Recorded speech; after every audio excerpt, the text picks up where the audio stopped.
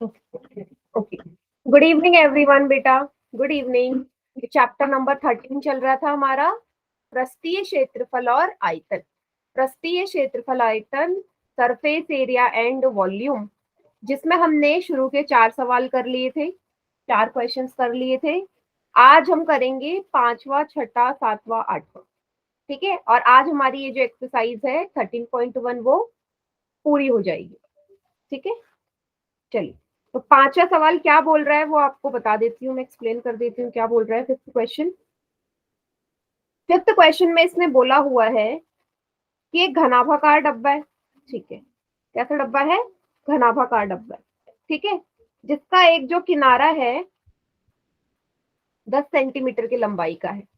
ठीक है, अच्छा, ये 5वां सवाल जो है बेटा, ये आप लोग खुद करोगे। 5वां क्वेश्चन आप लोग खुद करोगे क्योंकि बहुत इजी सवाल है 5वां वाला। तो मैं इसका डायग्राम बता देती हूँ क्योंकि डायरेक्ट फॉर्मूला बेस्ड है, और आपको ये बता देती हूँ कि करना क्या है। एक मिनट,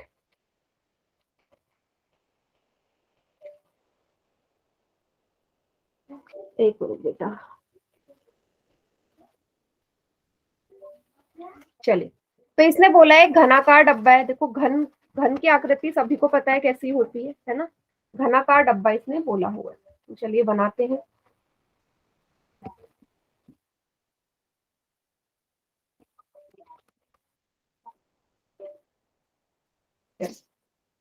तो घन की आकृति होती है कुछ इस तरीके की बेटा। थोड़ा सा ना मैनेज कर लेना क्योंकि आज मेरा पेन टैब थोड़ा सा प्रॉब्लम कर रहा है, बीच बीच में रुक जा रहा है। तो घन ये हो गया। ठीक है, इसको आपको बोल दिया इसने कि भाई कैसा किनारा है इसका, 10 सेंटीमीटर। अब आपको पता है ना घन क्या होता है? घन की सारी जो हमारी लंबाई चौड़ाई है सब बराबर होती है, तो इसलिए किनारा बोल दिया। किनारा मतलब जितने भी लंबाई चौड़ाई ऊंचाई सब है वो 10 सेंटीमीटर की होगी। ठीक है, तथा अन्य घनाभाकार डब्बा है, मतलब एक दूसरा कैसा डब्बा है? घनाभाकार है, मीन्स जिसकी लंबाई चौड़ाई और ऊंचाई है। तो ये बना दिया मैंने घनाभाकार डब्बा, क्यूबॉइडल। ठीक है, जिसकी आपको लंबाई दे दी कितनी है? 12.5 सेंटीमीटर की लंबाई है, 10 सेंटीमीटर इसकी चौड़ाई है और 8 सेंटीमीटर की ऊंचाई है। तो आपसे पूछा है इस किस डब्बे का पार्श्व पृष्ठीय क्षेत्रफल अधिक है। मतलब ये दोनों जो डब्बे हैं ना, इनमें से पार्श्व पृष्ठीय क्षेत्रफल किसका ज्यादा है? तो कैसे निकालोगे? सबसे पहले आप इस वाले का पार्श्व पृष्ठीय क्षेत्रफल निकालोगे। 4a² सूत्र होता है पार्श्व का घन के लिए। इसका पार्श्व पृष्ठीय क्षेत्रफल का सूत्र लगाओगे घनाभाकार डब्बे का, 2 गुणा l plus B into H. फिर देखोगे दोनों में से ज्यादा किसका है, वैल्यू निकाल लोगे ना। ए का मान दिया है, लंबाई चौड़ाई ऊंचाई तीनों दे रखी है, तीनों का मान रखोगे और दोनों वैल्यूज आ जाएंगी, घनाभाकार की भी और घन वाले की भी। फिर आप देखोगे दोनों में से ज्यादा किसका है, कैसे पता चलेगा? वैल्यू से। फिर आपसे ये भी बोला है कितना ज्यादा है, कितना ज्यादा है। तो कैसे निकालोगे बेटा? माइनस करके, मैम माइनस करके। डिब्बे का तो पास पृष्ठीय क्षेत्रफल 360 सेंटीमीटर है और दूसरे का 400 सेंटीमीटर है। हाँ, तो बस माइनस करके कितना अधिक है पता चल जाएगा, 40 40 सेंटीमीटर स्क्वायर। ठीक है, क्लियर है? कैसे निकलेगा? सेंटीमीटर। दोनों का निकालो, माइनस करो, ज्यादा किसका है पता चल जाएगा। सेम दूसरे वाले में भी यही करना है, कुल पृष्ठीय क्षेत्रफल निकालना है दोनों का। इसके लिए कुल पृष्ठीय क्षेत्रफल का सूत्र होगा 6a²। घनाकार डब्बे के लिए और घनाभाकार डब्बे के लिए कुल पृष्ठीय क्षेत्रफल का होगा 2 गुणा लंबाई चौड़ाई प्लस चौड़ाई ऊंचाई प्लस ऊंचाई और लंबाई। फिर इसमें भी पूछा है कितना कम है, सेम वही, ज्यादा में से कम वाले को घटा देना, आपको पता चल जाएगा कम किसका है। सभी को क्लियर हो गया? Yes ma'am. सभी बच्चे बेटा, इस वाले क्वेश्चन को मैं नहीं करवा रही हूँ। क्यों नहीं करवा रही हूँ? क्योंकि क्योंकि ये ये डायरेक्ट फॉर्मूला बेस्ड है।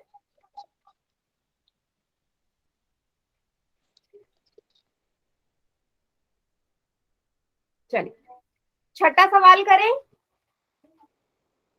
5वें का डायग्राम बता दिया मैंने, बता दिया करना कैसे है। होमवर्क है ये आपका, 5वां सवाल होमवर्क है, छठा वाला करते हैं। ठीक है बेटा, चलिए 6th क्वेश्चन में क्या बोला है वो हम पढ़ लेते हैं। चलिए, इसने बोला एक छोटा पौधा घर है। अच्छा, सभी ने ग्रीन हाउस वाला जो घर होता है शीशे का होता है, कैसा होता है, शीशे की आकृति का होता है और हर जगह से बंद रहता है। ठीक है, हर जगह से बंद रहता है, तभी उसे ग्रीन हाउस कहते हैं। फिर सूरज की रोशनी आती है शीशों के अंदर। ठीक है, तो किस रूप में है देखो, पता चल जाता है हमें, घनाभाकार है या घनाकार है। लंबाई चौड़ाई ऊंचाई दे रखी है, इसका मतलब क्या है, ये कैसी आकृति होगी इसकी, घनाकार, घनाभाकार। कैसी होगी, घनाभाकार आकृति होगी ना बेटा, क्योंकि लंबाई चौड़ाई ऊंचाई तीनों गिवन है।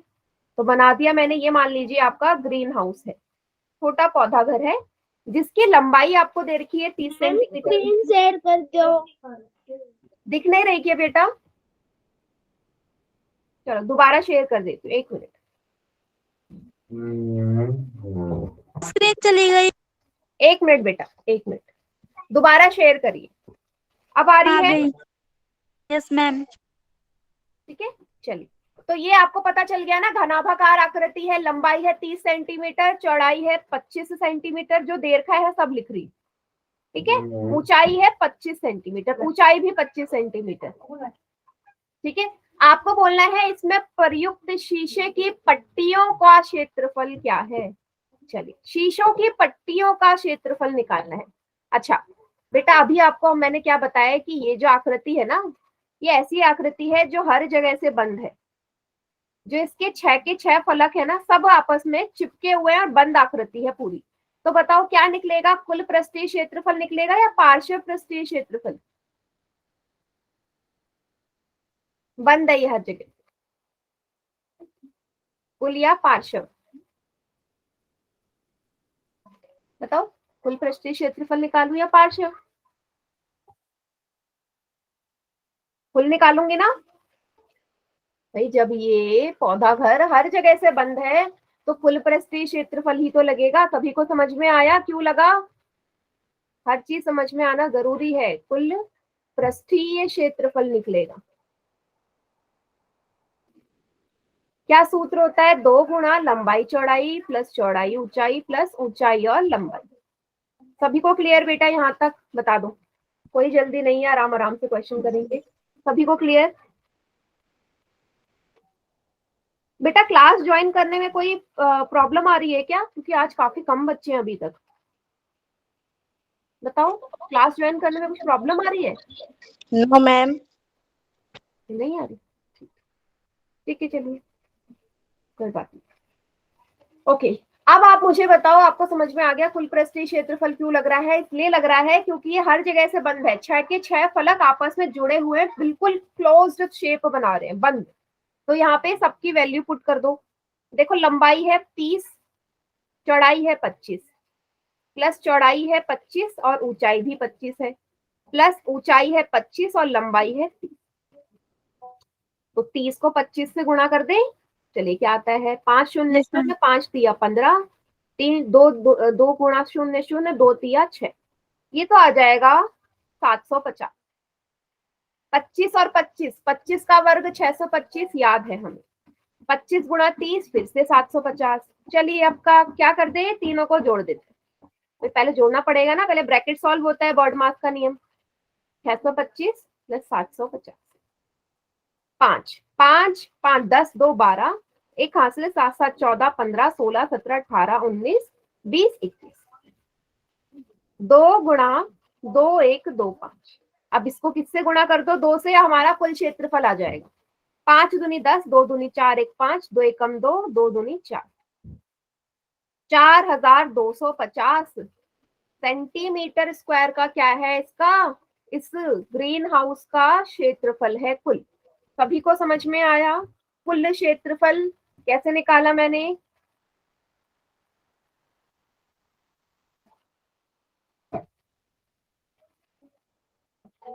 मैम समझ में आ गया।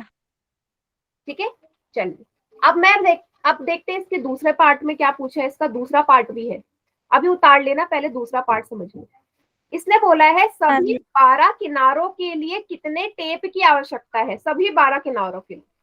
अच्छा, हमारे पास 12 12 किनारों का आपको इसमें टेप बताना है। टेप कितना लगेगा, तो बेसिकली हमने क्या किया, इन 6 फलकों को लिया साथ में और साथ में सबको जोड़ दिया।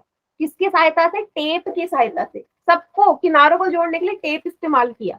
अब इसने पूछा है ये टेप कितना चाहिए होगा, तो देखिएगा कैसे निकालेंगे टेप की लंबाई। अच्छा, 12 फलकों के लिए बेटा सूत्र कैसे लगेगा? अच्छा, इस डायग्राम में मैं लंबाई देख लूं, ये लंबाई वाले हिस्से में बता रही हूँ। एक पहली लंबाई, ये दूसरी, ये तीसरी, ये चौथी। बेटा ये चारों जो किनारे लंबाई वाले है ना, ये चारों किनारे लंबाई की उसमें है ना, हाँ या ना? ये चारों किनारे लंबाई है। चौड़ाई निकाल लो इसी में, चौड़ाई कौन से होंगे? ये 1 2 3 4। ऊंचाई वाले किनारे निकाल लो, 1 2 3 4। सभी को डायग्राम में दिख रहा है? 4 किनारे हैं, 4 लंबाई, 4 चौड़ाई, 4 ऊंचाई, सभी को दिखा? इसका मतलब इन सभी को जोड़ने के लिए इन सभी किनारों पे तो टेप लगी होगी, तो हमारा कुल जो हमारा टेप है, कुल टेप वो कितना होगा? 4 लंबाई प्लस 4 चौड़ाई प्लस 4 ऊंचाई। 4 बाहर ले लूं, अंदर क्या बचेगा? लंबाई प्लस चौड़ाई प्लस ऊंचाई। सभी को समझ में आ गया कैसे लिया मैंने? Yes ma'am. मैंने डायग्राम में दिखा दिया ना, 4 लंबाई है, 4 चौड़ाई है, 4 ऊंचाई है, बस सभी को जोड़ दो। सभी को जोड़ दिया। लंबाई चौड़ाई ऊंचाई तीनों का मान पता है आपको। लंबाई है 30, चौड़ाई है 25 और ऊंचाई भी है 25। जोड़ो, 25 और 25 50, वही 25 और 25 50 हो गए। 50 और 30 कितने हो गए? 80। 80 गुणा 4 320 सेंटीमीटर की आपकी क्या लगेगी? टेप लगेगी इस आकृति को बनाने के लिए। सभी को समझ में आ गया? यस मैम आ गया। सभी को? ठीक है, फिर सभी बच्चे इसे उतार लो, क्योंकि आपको पता है कंफ्यूजन कहाँ होगी कि टेप कैसे निकालूं मैं। टेप कैसे निकालना है? चारों किनारे देखो, लंबाई के, चारों चौड़ाई के, चारों ऊंचाई के, बस हो गया।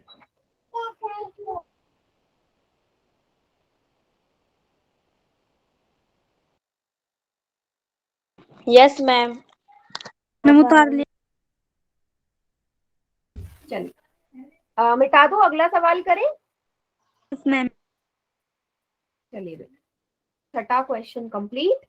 हम आते हैं 7वें। देखो 7वां वाला जो सवाल है ना, बहुत ही मेरे ख्याल से इस पहले एक्सरसाइज का सबसे बड़ा सवाल है और सबसे कंफ्यूजिंग सवाल भी यही है। मैम 8वां भी दोनों। और 8वां भी इसी, 8वां फिर भी ठीक है, ठीक है। Yes ma'am. 8वां बहुत इजी सवाल है, 7वां बहुत बड़ा सवाल है। तो समझ लो पहले 7वें में क्या बोला है।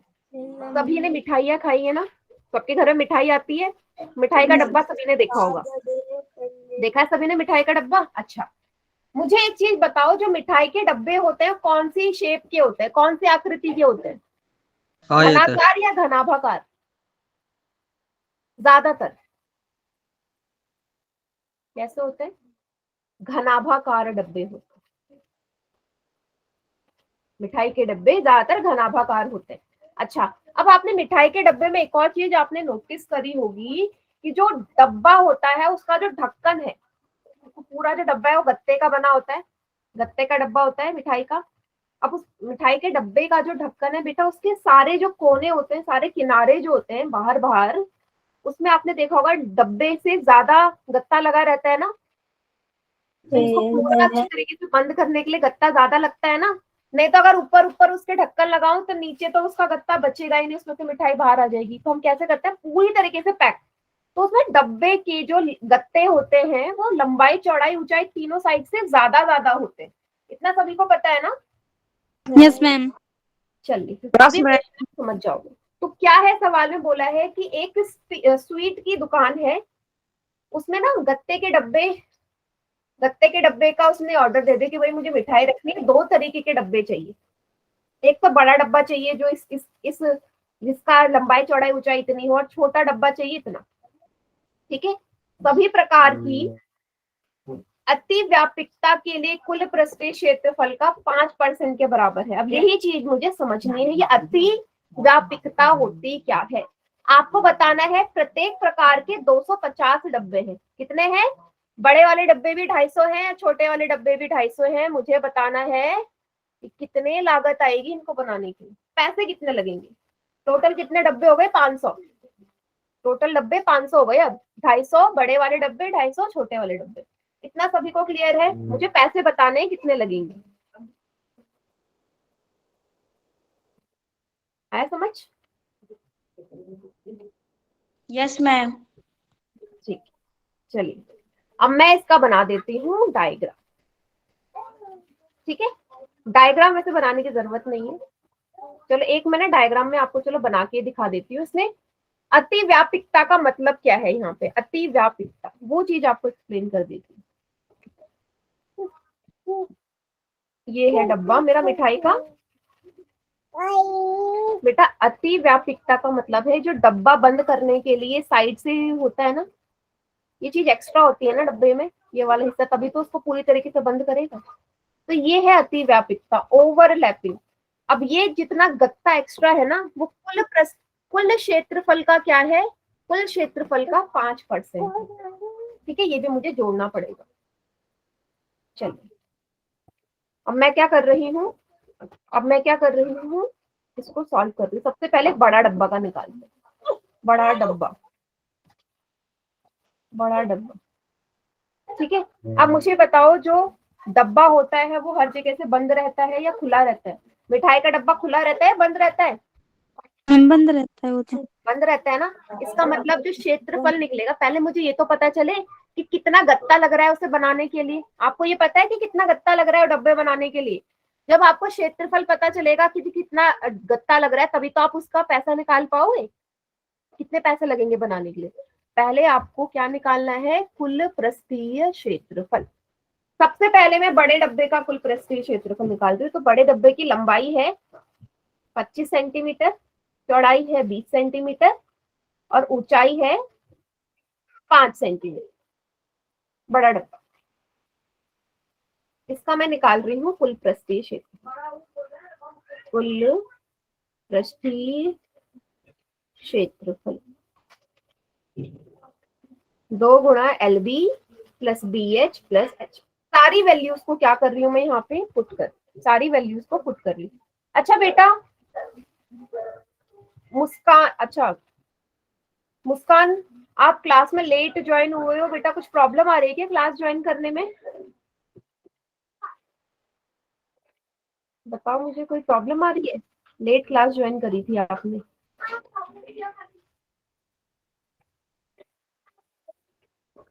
आ रही है?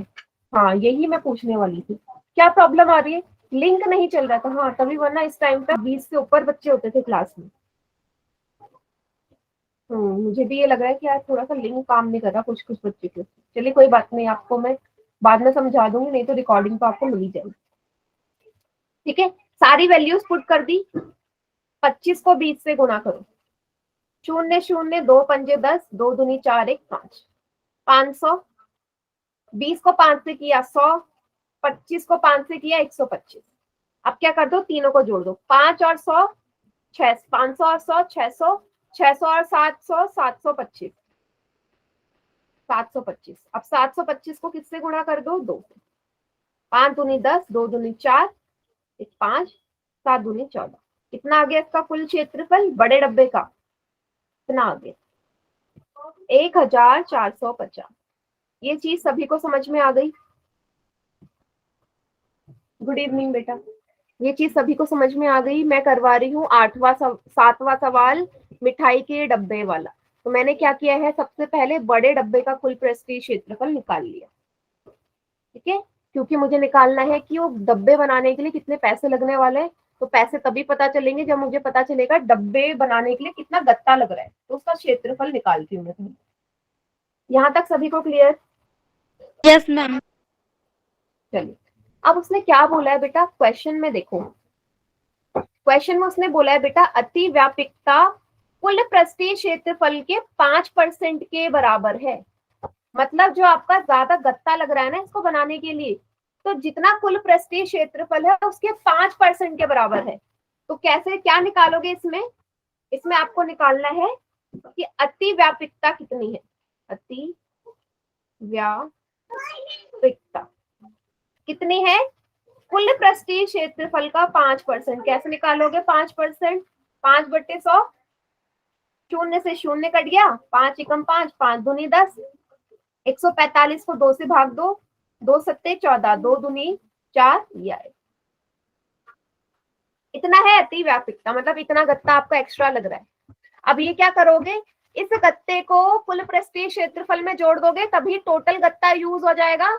वही जो कुल क्षेत्रफल आएगा बड़े गत्ते का, बड़े गत्ते का जो कुल क्षेत्रफल है वो कितना आ जाएगा, वो आ जाएगा आपके 1450 में 72.5 को जोड़ के, ठीक है, क्योंकि इसका 5% है, वो ज्यादा जो है 2 7 8 9 10 11 12, एक हासिल 5 कितना आ गया बेटा, 1522.5 सेंटीमीटर स्क्वायर। ये है मेरा कुल क्षेत्रफल जो बड़े डब्बे को बनाने के लिए जितना गत्ता लगने वाला है। इतना सभी को मेरा भी यही आया है।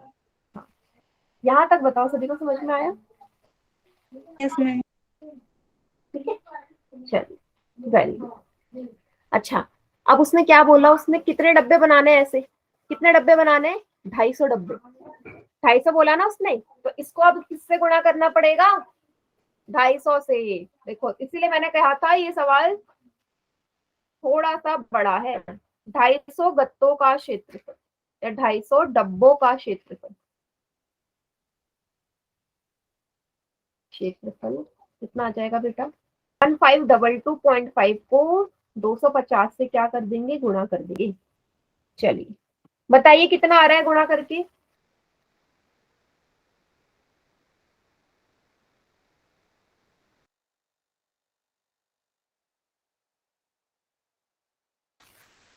कितना आया, आया किसी का 250 से गुणा कर?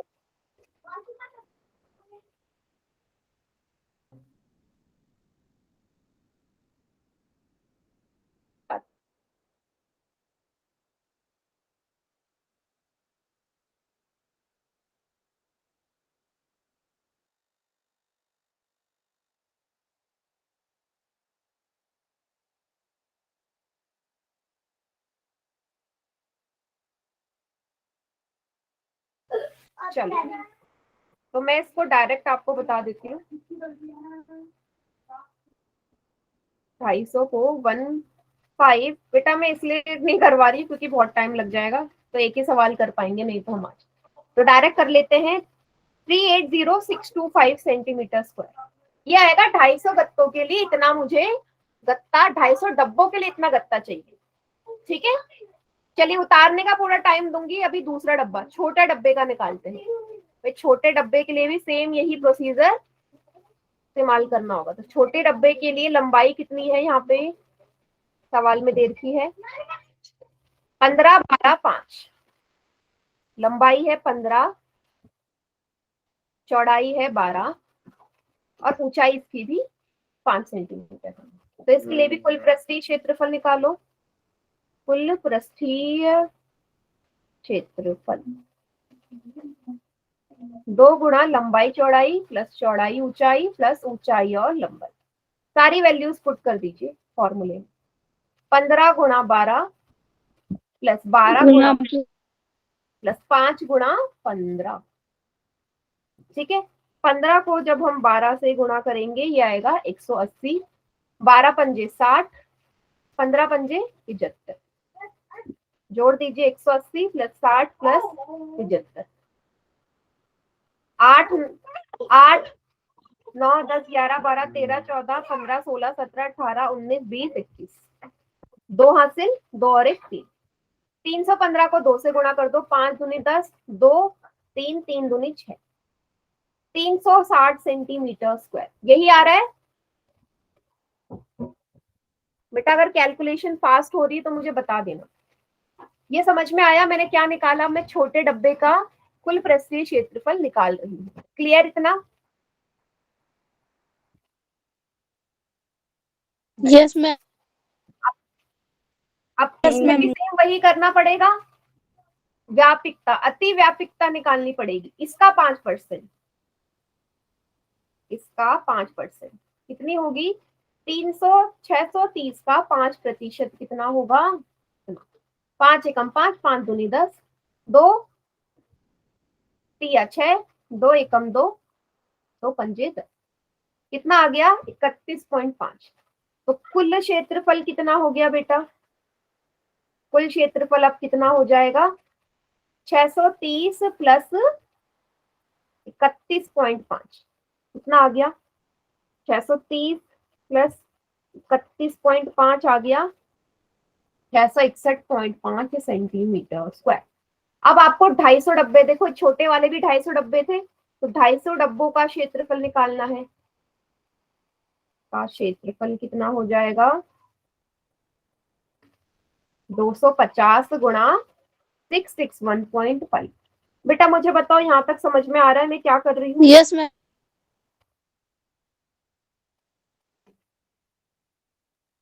ये आ गया 16375 सेंटीमीटर स्क्वायर। सभी को क्लियर इतना? Yes ma'am. अभी मेरे पास क्या आया? ये सिर्फ आया है कि इतना गत्ता लगेगा, छोटे डब्बे बनाने के लिए इतना गत्ता लगेगा, इतना क्षेत्रफल। बड़े वाले का अलग निकाल लिया, बड़े वाले का मैंने अलग निकाल लिया। अब क्या कर रही हूँ? मुझे क्या निकालना था सवाल में? पैसे कितने लगने वाले हैं। मुझे ये थोड़ा चाहिए कि क्षेत्रफल कितना है, मुझे चाहिए पैसे कितने लगेंगे। चलो पैसे निकालते हैं। देखिए उसने सवाल में आपसे क्या बोला,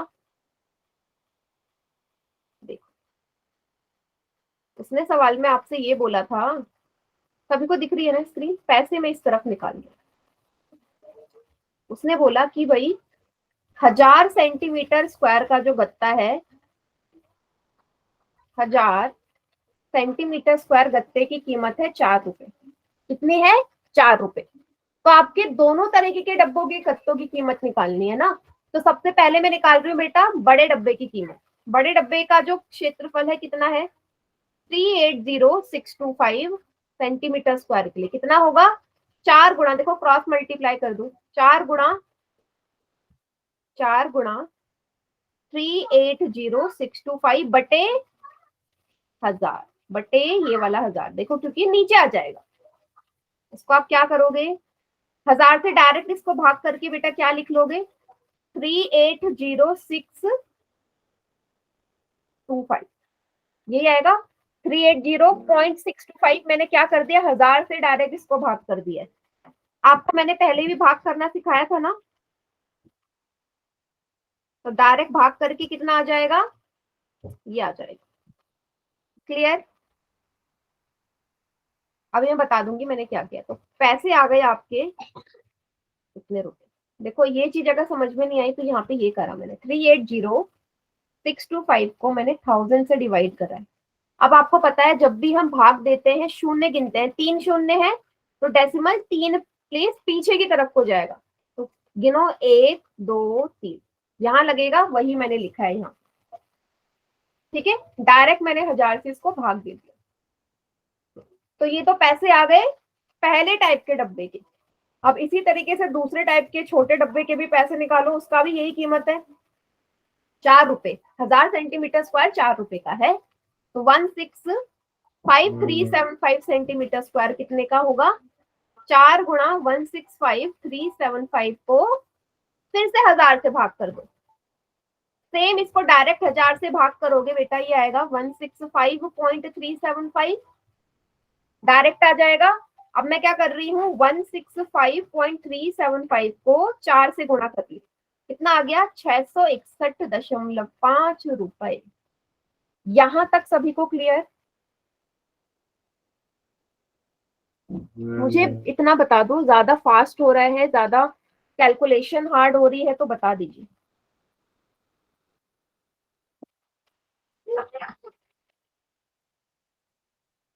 क्लियर है सभी को बेटा यहाँ तक? Yes ma'am.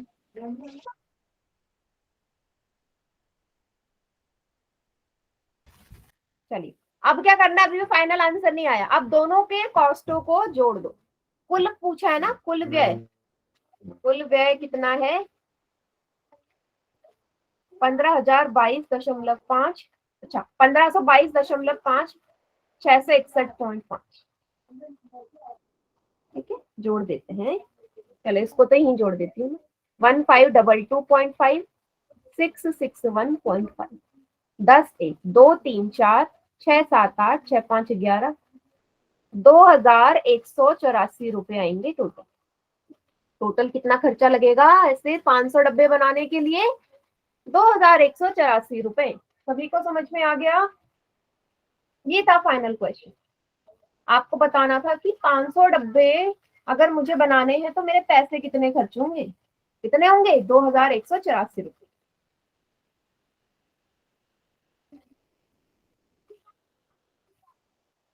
आया सभी को समझ?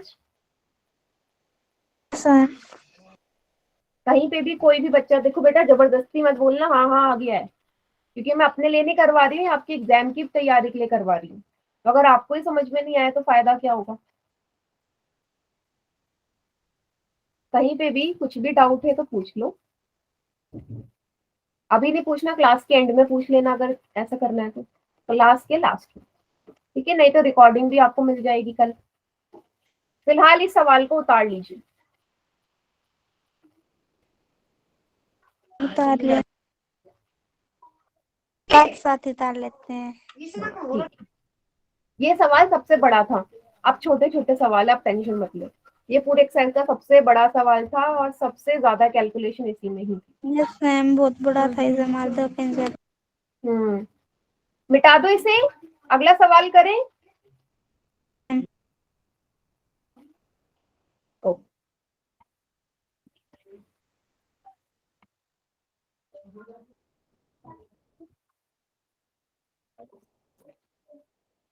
चलिए बेटा, लास्ट सवाल बहुत इजी है,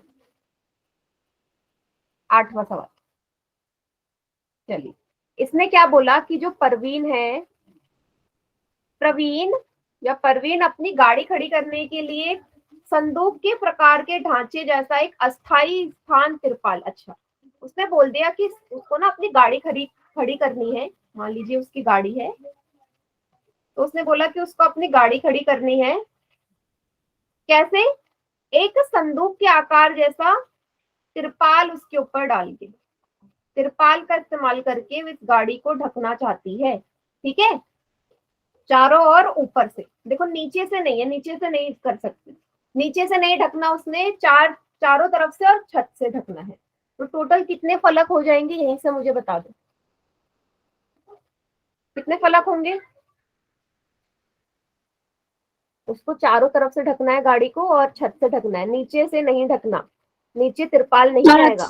तो पांच पांच जगह से ढकना है ना, 4 दीवारें ऊपर छत, टोटल 5 हो गए, 5 फलक। वेरी गुड, 5 हो गए, बस आपको फॉर्मूला पता चल गया। तो उसने बोल दिया कि तिरपाल का लंबाई इतनी है, चौड़ाई इतनी है, ऊंचाई इतनी है, तो कितने तिरपाल की आवश्यकता होगी? कितना तिरपाल मतलब क्षेत्रफल निकालना है कि कितना तिरपाल मुझे चाहिएगा इस गाड़ी को ढकने के लिए। ठीक है, चलिए करते हैं क्वेश्चन को सॉल्व। आपको पता चल गया कि भाई मुझे यहाँ पे जो क्षेत्रफल चाहिए तिरपाल का, लिख लो, तिरपाल का क्षेत्रफल कितना होगा?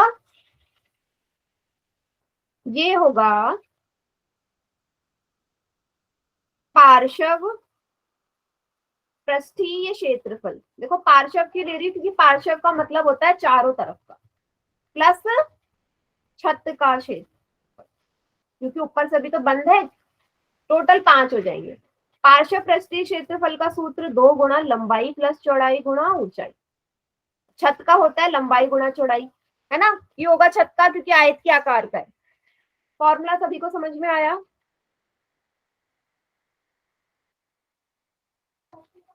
सभी को समझ में आ गया फॉर्मूला? Very good. बस अब क्या करना है, वैल्यू पुट कर दो। लंबाई कितनी देर की थी बेटा, देख लेते हैं। 4 3 2.5, लंबाई है 4 मीटर, ये 3, ये है 2.5, 4 गुणा 3 कर दो सॉल्व। 4 और 3 7 गुणा 2.5, 4 तिया 12, 7 दूनी 14, 7 दूनी 14 गुणा 2.5 प्लस 12, 2.5 को 14 से गुणा कर दो, 4 पंजे 20, 2 हासिल, 4 दूनी 8, 9 10, 1 पंजे 5, 1 दूनी 2, कितना आ गया 35। 35 और 12 कितने हो गए 47 मीटर स्क्वायर का मुझे क्या चाहिए, तिरपाल चाहिए, तब जाके वो गाड़ी ढकेगी। सभी सभी को समझ में आ गया?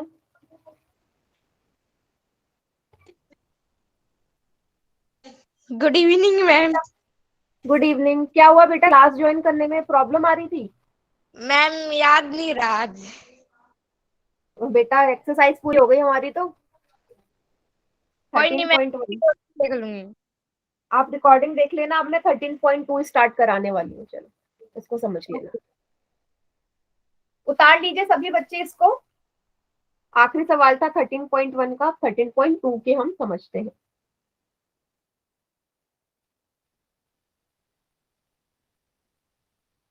अगली एक्सरसाइज आज ही करवाओगे क्या, एक आध सवाल? क्या बेटा? अगली एक्सरसाइज के एक दो सवाल आज ही करवाओगे क्या? पहले मैं फॉर्मूला सिखाऊंगी कैसे बनता है, टाइम के हिसाब से देखते हैं कितना होगा, क्योंकि मैं चाहती हूँ कि चैप्टर हमारा कम से कम पूरा हो जाए ना। पहले फॉर्मूला समझ ले, कि फॉर्मूला कभी रटना नहीं है, ये मैंने आपसे बोला है। फॉर्मूला रटोगे तो फिर नहीं हो पाएगा।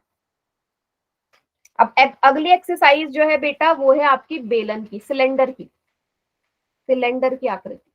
देखो अब सबसे पहले ये समझ ले कि बनता कैसे है सिलेंडर। अच्छा, आप सभी ने कॉइन्स देखे हैं, सिक्के? आप सभी के घरों में सिक्के होते हैं, है ना? 2 के सिक्के, 1 के सिक्के, 10 का सिक्का। करना क्या है, इमेजिन करो कि आपके पास 10-10 के सिक्के हैं, 10-10 के 10 सिक्के हैं। तो आपने क्या किया, उन 10 के सिक्कों को एक के ऊपर एक के ऊपर एक रखना शुरू कर दिया। कुछ हाइट आ जाएगी उसकी। जैसे ही उसको एक के ऊपर एक के ऊपर एक रखना शुरू करोगे, तो जो वो आकृति बनेगी उसी को हम बेलन बोलते हैं, बेलन या सिलेंडर। समझ में आया बन कैसे रही है? बहुत सारे वृत्त की आकृति है ना, एक सिक्के की, है ना, गोलाकार है, वृत्त नहीं बोलूंगी, गोल है वो, ठीक है। उसके ऊपर रखते गए एक जैसे, तो ऊंचाई बन गई उसके कुछ, और वो आकृति बेलन बन गई। ठीक है, इतना सभी को क्लियर बेलन क्या होता है? Yes ma'am. अब आपको जो इसमें 2 फॉर्मूले यूज होने वाले हैं वो भी बता दे। 2 कौन से फॉर्मूले होंगे देखिएगा, पीछे देखिएगा इसको, यहाँ पे देखिएगा। अच्छा, इसको समझने से पहले, अच्छा आप लोगों ने ये बनाया, आप कॉपी को फोल्ड करते हो, फिर ऐसे पाइप जैसे आकृति बनते हैं, फिर उससे बोलते हैं, बहुत तेज आवाज जाती है। कभी ने किया पेपर को या कॉपी को ऐसे फोल्ड करके? किया है कभी? किया तो होगा बेटा, ये किया है ना? वो फोल्ड करते थे, फिर उससे बोलते थे, बहुत दूर तक आवाज जाती थी। तो वो जो आकृति है वो भी हमारी बेलन ही है ना? इसका मतलब कि अगर मैं एक आयत को, ये आयत है ना, ये जो शीट है ये आयताकार आकृति की है। मान लीजिए जिस कॉपी की शीट में आप लिख रहे हो, उसको जब आप उसकी ऊंचाई के, इस ऊंचाई को हम ब्रेथ भी बोल सकते हैं, चौड़ाई भी बोल सकते हैं। ऊंचाई बोल लो या चौड़ाई बोल लो, एक ही बात है, लेकिन हमें यहाँ पे ऊंचाई चाहिए। ऊंचाई की साइड से फोल्ड करना शुरू करोगे, फोल्ड करते करते इस तरह की आकृति बनेगी, यही बेलन है। अब यहाँ से सूत्र बन जाता है। सबसे पहले आता है कुल पृष्ठीय क्षेत्रफल। इंग्लिश में भी बताऊंगी बेटा, रुक जाओ, जिसको हम इंग्लिश में बोलते हैं टोटल सरफेस एरिया। देखो ये मैंने आपको पहली क्लास में भी एक्सप्लेन कर दिया था कि जब भी वो कुल या टोटल बोले, इसका मतलब छत और बॉटम, टॉप एंड बॉटम, छत और जो नीचे का फ्लोर है, ठीक है, जमीन है, वो सब आ जाता है उसमें, सब आ जाता है ना। चले, अब यहाँ पे देखो बेलन की जो आकृति बेटा, उसका ऊपर और नीचे वाला हिस्सा गोल होता है, गोल होता है। आपको पता है वृत्त के, सर्कल के एरिया का फॉर्मूला, वृत्त के क्षेत्रफल का सूत्र पाई आर स्क्वायर, याद आया? एरिया ऑफ सर्कल, वृत्त के क्षेत्रफल का सूत्र होता है पाई आर स्क्वायर। इसका मतलब एक बेलन में 2 सर्कुलर पार्ट होते हैं, एक ऊपर और एक नीचे। समझ में आया? मतलब ये वाला इसमें जुड़ने वाला है, pi r square, pi r square. साथ में ये तो ऊपर वाला हिस्सा हो गया, अब जो उसके बाहर बाहर आपको नजर आ रहा है ये गोलाकार हिस्सा, फोल्ड करके जो गोलाकार हिस्सा है वो भी तो उसका क्षेत्रफल है, उसको भी तो जोड़ना है मुझे साथ में। अच्छा, जो ये बाहर है बेटा ये भी तो एक सर्कुलर ही फॉर्म कर रहा है, इसको गोल घुमाओ, ये भी तो एक सर्कुलर है ना, इसका मतलब ये क्या है, ये इसके परिमाप के बराबर है। मैंने क्या किया, मैंने जब इसको फोल्ड किया, कागज को जब मैं फोल्ड कर रही हूँ बेटा, कैसे फोल्ड हो रहा है वो, उसकी परिमाप के बराबर ही तो, सर्कल के परिमाप के बराबर। सर्कल का परिमाप मतलब परिधि, सरकमफेरेंस ऑफ सर्कल के बराबर होगा। आप खुद सोचो, जब आप कॉपी के पेज को ऐसे फोल्ड कर रहे हो, उसे गोल गोल घुमा रहे हो, गोल घुमा रहे हो ना, मीन्स वो कैसे घूम रहा है, उसकी परिधि के हिसाब से घूम रहा है।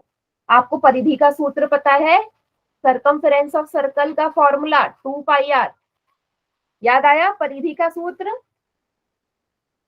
परिधि का सूत्र 2πr, 2πr, ठीक है। अब देखो यहाँ पे बेटा इसकी कुछ ऊंचाई भी है, जब हम सर्कल की बात कर रहे थे, वृत्त में क्या कोई ऊंचाई होती है, मैंने कॉपी पे एक सिंपल गोला बना दिया, उसकी कुछ ऊंचाई होगी, नहीं होगी ना भाई, आपने अपनी कॉपी में एक सर्कल बना दिया, आप मैं बोल रही इसकी ऊंचाई क्या है, आप बोलोगे इसकी ऊंचाई है ही नहीं, लेकिन जैसे ही मैं एक बेलन बना रही हूँ, बेलन को मैंने बनाया कॉपी के पेज से, तो उसकी बेटा ऊंचाई तो होगी, आपको साफ नजर आ रही है ऊंचाई है ना, तो ये ऊंचाई भी इसमें जुड़ जाएगी, इसकी परिधि की ही साइड में। तो सूत्र क्या बन जाएगा, 2πrh, कुल पृष्ठीय क्षेत्रफल का बता रही हूँ, क्या बन गया 2πrh plus pi r square 2 बार है 2πr स्क्वायर।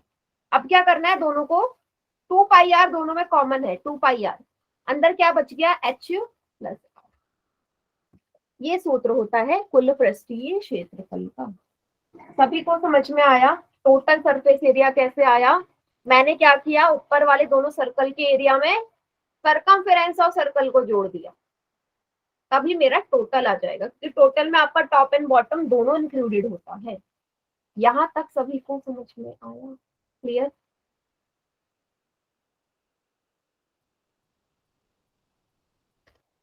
फॉर्मूला कभी भी रटा नहीं जाता बेटा, अगर रटोगे तो फिर गलती होगी।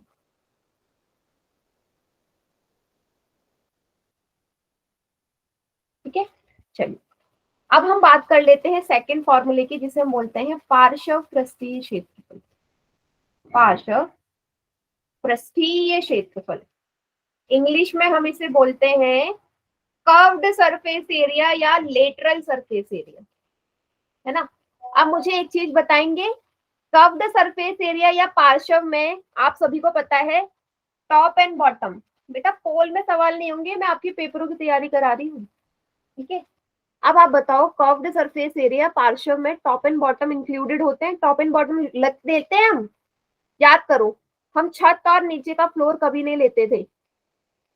आप घनाभ भी याद करो, क्यूबॉइड भी याद करो, तो हम दो फेसेस छोड़ देते हैं ना, दो फलक छोड़ देते हैं, इसमें भी तो टॉप एंड बॉटम छोड़ दोगे, तो अगर टॉप एंड बॉटम छोड़ दोगे तो फॉर्मूला तो सिर्फ ये रह जाएगा जो उसकी परिधि के बराबर है, तो इसलिए इसका सूत्र होता है 2πrh, क्योंकि हमने ऊपर के दोनों ये जो सर्कुलर पार्ट है ये मैंने हटा दिए, ये दोनों हटा दिए, मीन्स ये दोनों हिस्सा हट गया, ये दोनों हट गया तो सिंपल 2πrh बचेगा।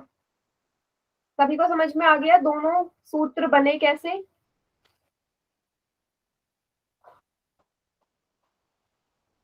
बताइए,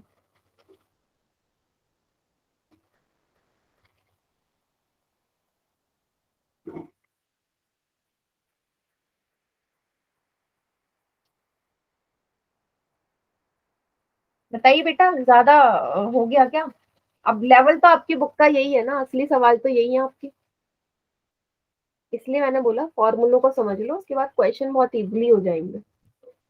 रटना नहीं है फॉर्मूलों को, हमेशा समझना है। इसको उतार लीजिए बेटा सभी बच्चे, एक क्वेश्चन आज हम कर लेंगे, एक ही करेंगे, ठीक है, क्योंकि ज्यादा हो जाएगा फिर। मैम अब पोल में क्वेश्चन नहीं दिया करोगे ना आप? बेटा नहीं, देखो अगर मैं, देखो मुझे प्रॉब्लम नहीं है पोल में क्वेश्चन देने में, लेकिन आप खुद सोचो, अगर ये सवाल मैंने पोल में दे दिए तो 15 मिनट मुझे ऐसे ही बैठा पड़ेगा आपके सामने बिना कुछ बोले। यस मैम, इसलिए पूछ रही हूँ मैं। हाँ, क्योंकि वो टाइम की बर्बादी है ना, मैं चाहती हूँ कि आपके मार्क्स अच्छे आ जाए, तो पोल में क्या पूछूं। आप सवाल कभी कभी आप पूछ लूंगी, मैं फॉर्मूला पूछ लूंगी, ऐसे कर लूंगी, ठीक है। फॉर्मूले पूछ लूंगी कभी बीच में, कभी बहुत छोटा सवाल हुआ वो पूछ लूंगी जिसमें Yes, ma'am. कैलकुलेशन कम होगी, ठीक है। चलिए अब थोड़ा सा हम ना एक्सरसाइज पे बढ़ते हैं। किस तरीके के सवाल हैं इसमें वो देख लेते हैं। देखो पाई का मान हमेशा आपको दिया जाएगा, ज्यादातर हम 22/7 रखते हैं, कभी कभी वो 3.14 रखने के लिए भी बोल देता है, तो जब तक बोले ना आपको 22/7 ही रखना है। क्या बोला है, ऊंचाई 14 सेंटीमीटर वाले एक लंब वृत्तीय बेलन, ठीक है, राइट सर्कुलर सिलेंडर है जिसका आपको वक्र पृष्ठीय क्षेत्रफल दिया है। कर्व्ड सरफेस एरिया या वक्र पृष्ठीय क्षेत्रफल आपको गिवन है 88 सेंटीमीटर स्क्वायर, ठीक है। आधार का व्यास ज्ञात कीजिए, डायामीटर आपने निकालना है, व्यास, ऊंचाई आपको दी है, हाइट दी है 14 सेंटीमीटर। क्या लगाओगे जब आपको वक्र पृष्ठीय क्षेत्रफल दिया है, कर्व्ड सरफेस एरिया, तो फॉर्मूला भी ये लगेगा। क्या होता है कर्व्ड सरफेस एरिया बेलन का, सूत्र बताओ जल्दी से। बेलन के वक्र पृष्ठीय क्षेत्रफल का सूत्र अभी तो बताया, 2 pi r 2 pi r h, very good, 2 pi r h. इसका मान दे रखा है 88 बराबर 2 गुणा पाई का मान 22/7। त्रिज्या आपको नहीं पता, रेडियस नहीं पता, रेडियस से ही डायमीटर निकलेगी। हाइट की जगह 14 फुट कर दो, काट दो, 7 दूनी 14, क्या बच गया 88 बराबर 2 गुणा 22 गुणा आर गुणा 2। किसी का माई कौन है, आर का मान कितना आ जाएगा बेटा, देखो ये तीनों चीजें यहाँ पे आर के साथ मल्टीप्लाई में है, तो जब इस तरफ आएंगी तो नीचे सब भाग में आ जाएंगी, क्योंकि आपको पता है मल्टीप्लाई का उल्टा डिवाइड होता है, इसलिए सब डिवाइड में आ गए। अब जो चीज कट रही है काट दीजिए, दो, चलो 11 से काट लेते हैं, 11 दूनी 22, 11 अट्ठे 88, 2 एकम 2, 2 चौके 8, 2 एकम 2, 2 दूनी 4, 2 से 2 कट गया, आर बराबर आ गया 1 सेंटीमीटर। लेकिन आपको व्यास निकालना है, डायमीटर या व्यास त्रिज्या का दुगुना होता है, डायमीटर रेडियस का डबल होता है ना, तो 2 गुणा 1 2 सेंटीमीटर। देखो अगर डायग्राम समझना है, डायग्राम कुछ इस तरीके का था, इसका ये था, इस राइट सर्कुलर सिलेंडर की आपको लंबाई दे रखी थी, लंबाई या हम इसे हाइट बोलते हैं 14 सेंटीमीटर। आपको बोलना बताना था इसका व्यास कितना है, ये वाला हिस्सा, ये तो व्यास कहलाएगा, डायमीटर यही है। क्लियर सभी को, आगे सभी को समझ। इसके क्वेश्चन के ना ज्यादा हार्ड नहीं होगा कैलकुलेशन, पहले एक्सरसाइज में ज्यादा हार्ड, इसका हार्ड नहीं होगा। सभी बच्चे इसे उतार लीजिए कॉपी में।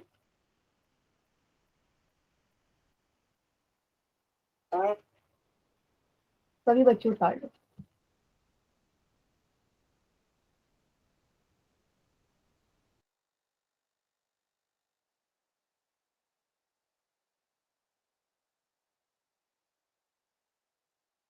उतार लिया।